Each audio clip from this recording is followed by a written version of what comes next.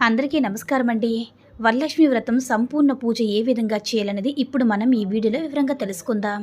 అంతకన్నా ముందు ఈ వీడియోను లైక్ చేసి ఓం శ్రీ మాత్రే నమః అని కామెంట్ చేయండి.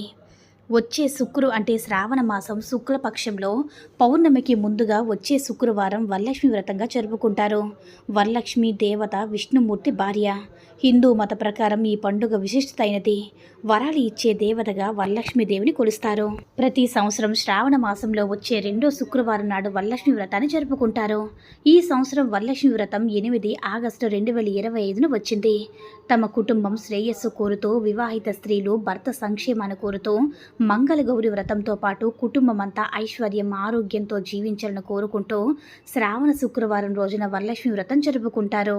ఈ వ్రతం ఆచరించడం వల్ల లక్ష్మీదేవి అనుగ్రహం లభిస్తుందని నమ్ముతారు. ఈ సందర్భంగా వరలక్ష్మి వ్రతం రోజున ఏ పనులు చేయాలి, ఏ పనులు చేయకూడదో పూర్తి వివరాలన్నీ కూడా ఇప్పుడు వీడియోలో తెలుసుకుందాం.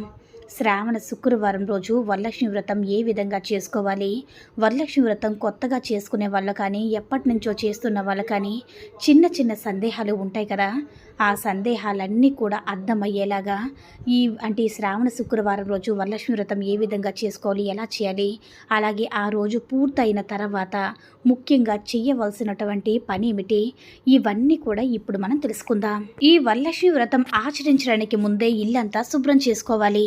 ఎక్కడ కూడా బూజు లేకుండా శుభ్రం చేసుకోవాలి. అలాగే కిచెన్ మొత్తం చాలా శుభ్రంగా ఉంచుకోవాలి.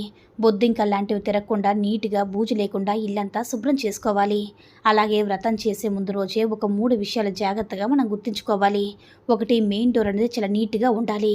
ఎక్కడక్కడ దుమ్ము కానీ లేకుండా శుభ్రంగా మెయిన్ డోర్ గుమ్మం అనేది క్లీన్ చేసుకోవాలి. అలాగే కొంతమంది ఇంట్లో నాన్ వెజ్ అనేది స్టాక్ పెట్టుకుంటారు. అలాంటివి అసలు ఇంట్లో లేకుండా చూసుకోవాలి.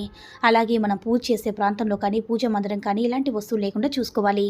ముఖ్యంగా వ్రతం చేసే రోజు ఇంట్లో మాసిన బట్టలు లేకుండా చూసుకోవాలి. వ్రతం ఆచరించే రోజు సూర్యోదయం కంటే ముందే నిద్ర లేచి తలంట స్నానం చేయాలి. ఆ తర్వాత గుమ్మానికి పసుపు రాసి కుంకుమ బియ్యం పిండితో బొట్లు పెట్టుకుని అష్టదళ పద్మ ముగ్గు వేసుకుని కుంకుమ పూలతో అలంకరించుకోవాలి. ఈ వ్రతం చేసేవారు పట్టుచీర కట్టుకుంటే చాలా మంచిది. పట్టు వస్త్రాలు సుప్రదం అంటారు కదా, పట్టు వస్త్రాలు ధరించి మన ఇంటిగా రెడీ అయిన తర్వాత అమ్మవారికి వ్రతం చేసుకోవాలి. తులసి కోట దగ్గర దీపారాధన చేసుకోవాలి. తర్వాత నిత్య పూజ ఏ దేవుడు మందిరంలో అయితే చేసుకుంటామో అక్కడ నైవేద్యం పెట్టి దీపారాధన చేసి హారతి ఇచ్చిన తర్వాత వ్రతాన్ని ప్రారంభించుకోవాలి. ఈ వ్రతం చేసుకోవడానికి ఎలాంటి ఆనవాయితీ లేదు. సౌభాగ్యం కోసం చేసుకుంటున్నాం కాబట్టి ప్రతి పెళ్ళి అయినా సరే ప్రతి స్త్రీ కూడా వరలక్ష్మి వ్రతం చేసుకోవచ్చు. పెళ్లి కాని వాళ్ళు కూడా చేసుకోవచ్చు. వ్రతం చేసుకునే ముందే అమ్మవారిని నిండుగా తయారు చేసి పెట్టుకోవాలి. అనుకున్న వారు ముందు రోజు అలంకరించుకొని పెట్టుకోవచ్చు. అలంకరించుకొని వెళ్ళలేని వారు ఫోటో కూడా పెట్టి చూసుకోవచ్చు. పూజ గదిలో దీనికి కూడా ఆనవాయితీ ఏమీ అక్కర్లేదు. మనం పెట్టేది విగ్రహం కాదు కాబట్టి ముందుగా ఈ పీట మీద నేల మీద ఆవు పేడతో అలికిన తర్వాత అష్టదళ పద్మ ముగ్గు వేసుకోవాలి. అమ్మవారు తామర పువ్వుతో ఉంటుంది కాబట్టి అందుకే పద్మ ముగ్గు వేయాలి. కాబట్టి పద్మ ముగ్గు వేసుకుని దాని మీద పీట ఏర్పాటు చేసుకోవాలి. పసుపు రాసి కుంకుమ బొట్లు పెట్టుకుని పద్మ ముగ్గు వేసుకోవాలి. ముగ్గు వేసేటప్పుడు బియ్య పిండి మాత్రమే వాడాలి. ముగ్గును వాడకూడదు. అమ్మవారి ఫోటో కానీ విగ్రహం కానీ ఉంచాలి. విగ్రహం పెట్టిన తర్వాత నేరుగా పెట్టకూడదు. కింద బియ్యం పోసుకుని ఆ బియ్యం పైన తమలపాకు ఉంచి ఆ తమలపాకులో కొద్దిగా పసుపు కుంకుమ వేసి దానిపైన అమ్మవారి ఫోటో కానీ విగ్రహం కానీ పెట్టుకోవాలి. అమ్మవారి పూజలో నారాయణ చిత్రపటం కానీ విగ్రహం కానీ తప్పనిసరిగా పెట్టుకొని పూజ చేసుకోవాలి.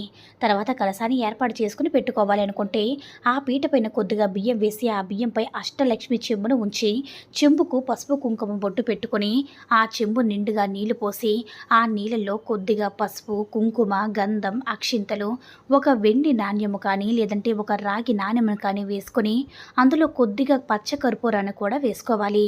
ముందుగా కొన్ని మామిడి ఆకులు ఉంచి ఆ మామిడి ఆకుల పైన పసుపు కుంకుమ రాసి కొబ్బరికాయను ఉంచాలి. ఈ వ్రతంలో లక్ష్మీ స్వరూపంగా భావించి కొంతమంది కలశంలోని అమ్మవారి ఆవాహన చేసుకుంటారు. కొంతమంది ఫోటోకి పూజ చేస్తారు. కొంతమంది విగ్రహానికి పూజ చేస్తారు. కలశానికి కానీ మనం పెట్టుకుని అమ్మవారి విగ్రహానికి కానీ దేనికైనా సరే పూజ చేసుకోవచ్చు. ఒక చిన్న వినాయకుడి విగ్రహం కానీ లేదా పసుపుతో చేసిన వినాయకుడికి కానీ పూజలో ఉంచుకోవాలి. వ్రతం ప్రారంభించే ముందు వినాయకుడికి షోడోపచారాలతో అష్టోత్తరం చేసుకుని నైవేద్యం సమర్పించుకున్న తర్వాత అమ్మవారి అమ్మవారిని పూజించి ముందు పూజలో పసుపు కుంకుమ పెట్టి పూజ చేసుకోవాలి.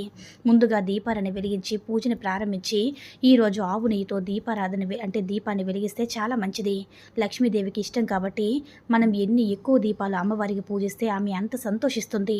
దీపాన్ని వెలిగించే ముందు తోరాన్ని రెడీ చేసుకుని సిద్ధంగా ఉంచుకోవాలి. దారం బంతిని 9 పోగులు చేసుకుని 9 ముడులు వేస్తూ ఒక ముడిని ఒక్కొక్క మంత్రంగా చదవాలి. వరలక్ష్మి వ్రత బుక్కులో ఉంటుంది కదా, ఒక్కొక్క నామాన్ని చదువుతూ 9 ముళ్ళు వేసిన మధ్యలో పుష్పాన్ని ఉంచి తోరం సిద్ధం చేసుకోవాలి. ఆ తోరం మన పూజలో కూర్చుని వ్రతం చేసుకునే వాళ్ళు కట్టుకోవాలి.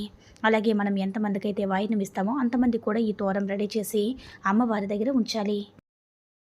బుక్లో తోర పూజని వస్తుంది కదా, అప్పుడు ఆ తోరానికి పూజ చేసి ముందుగా వ్రతం చేసేవాళ్ళు తోరం కట్టుకున్న తర్వాత చివరిలో వాయినం ఇచ్చే వాళ్ళకి కట్టాలి. ఇలా పూజను ప్రారంభించి లక్ష్మీనారాయణ కూడా ఆవాహనం చేసుకున్న తర్వాత పంచామృతంతో అభిషేకం చేసుకోవాలి. ఒకవేళ విగ్రహం లేనట్లయితే పంచామృత స్నానం సమర్పయామని ఒత్తరీలతో నీరు చూపించి పక్క ప్లేట్లో వదిలిపెట్టాలి. అభిషేకం చేసిన విగ్రహాలు ఒక తెల్లని వస్త్రంతో శుభ్రంగా తుడిచి తర్వాత పసుపు కుంకుమ గంధంతో అలంకరించుకొని మన దగ్గర ఉన్న ఆభరణాలు ఏవైనా సరే వేసుకోవచ్చు. మన బంగారు ఆభరణాలైనా ఏదైనా పర్వాలేదు. పసుపు నీళ్ళతో శుద్ధి చేసుకుని అమ్మవారిని ధరించాలి. ఈ ఆభరణాలన్నీ కూడా కలశాన్ని వేసి పూజ చేసుకోవచ్చు. అమ్మవారికి ఇలా పక్కన ఒక ఎదురు బుట్టలో నిండా పువ్వులు పెడితే చాలా ఇష్టం.